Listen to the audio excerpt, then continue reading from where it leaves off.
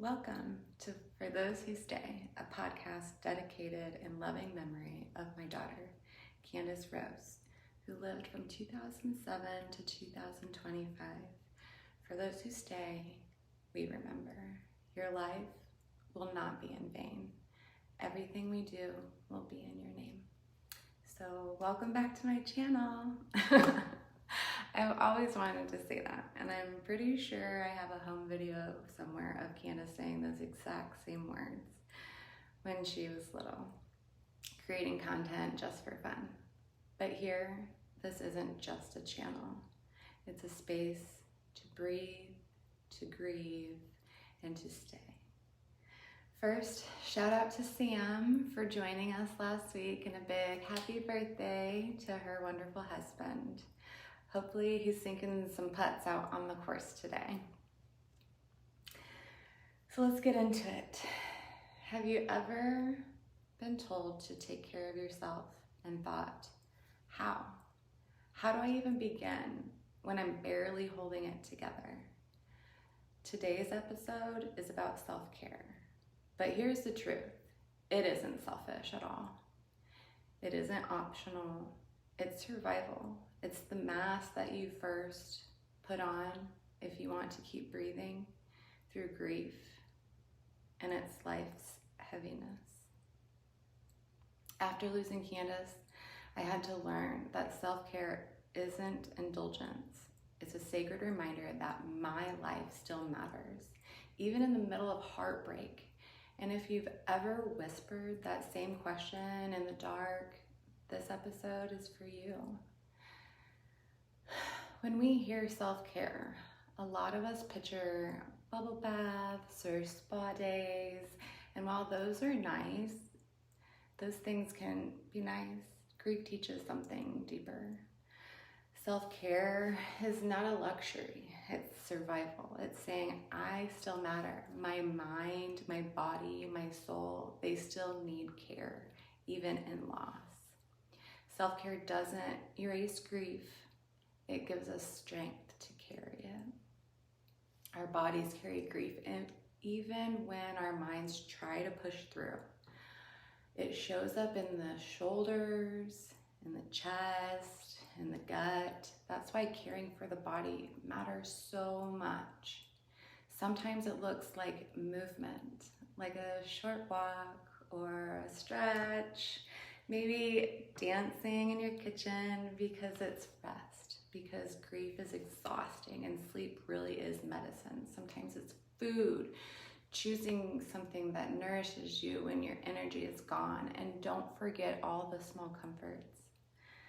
For me, the best self-care decision I've ever made was actually buying a bidet. I laughed at myself, but honestly, it made life easier and more comfortable. And yes, I recommend it to everyone. Why I bring that up in a grief podcast? Because self-care doesn't have to be serious. Sometimes it's fuzzy socks, a favorite blanket, or rewatching the same show for the 100th time. Anything that tells your body it's safe and cared for, that counts. Our minds need care too. Grief makes them restless, heavy, sometimes numb. Caring for the mind can mean setting boundaries, learning to say no without guilt. It can mean stepping away from the endless scrolling when it only deepens the ache. It can be journaling, even a single line before bed to release tension, or therapy and support groups, because asking for help, it's not weakness, it's courage. And sometimes it's grounding yourself in this very moment. Let's try it together. So we'll start with hand on your heart. Inhale deeply and whisper, I am still here. I am worth care. And exhale. It's a simple reminder your mind can hold on to when everything else feels way too heavy. Does that sound familiar? The restless nights, the heavy scrolling, the racing thoughts. You're not broken, you're grieving, and your mind deserves gentleness. Then there's the soul, the part of grief that tries the hardest to silence.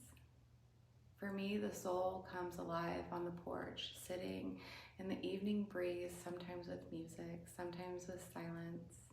I feel Candace near. For you, it might be nature, so the sunlight, wind, trees, might be creativity, cooking, painting, music.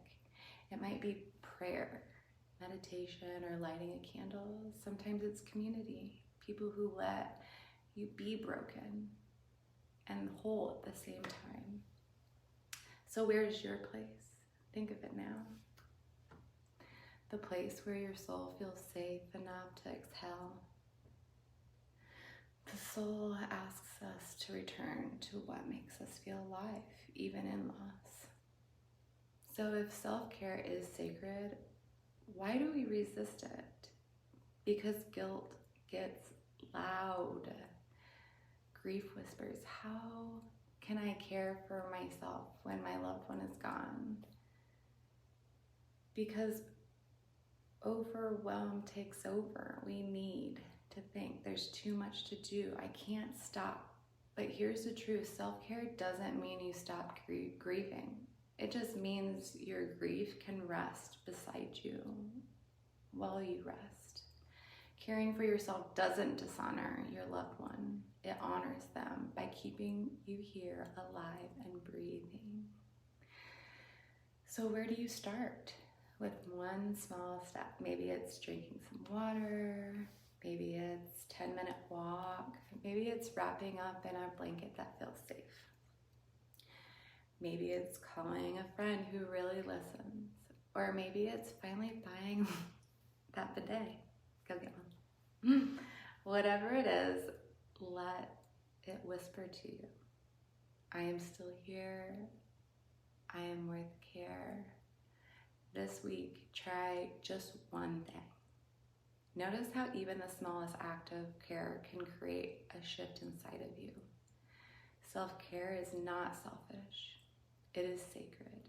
It's saying, my story is not over yet.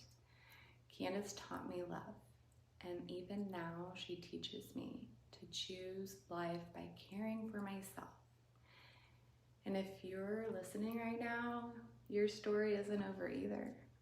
So if you needed permission, let this be it. Rest, breathe, nourish, laugh, because you are worth it. Self-care is the oxygen mask we put on first, so we can keep breathing, keep staying, keep loving. For those who stay, self-care is how we stay. And Candace is here with us. Hi, baby. So in the end, Candace taught me love, and even now she teaches me to care for myself as a way of staying present in this life.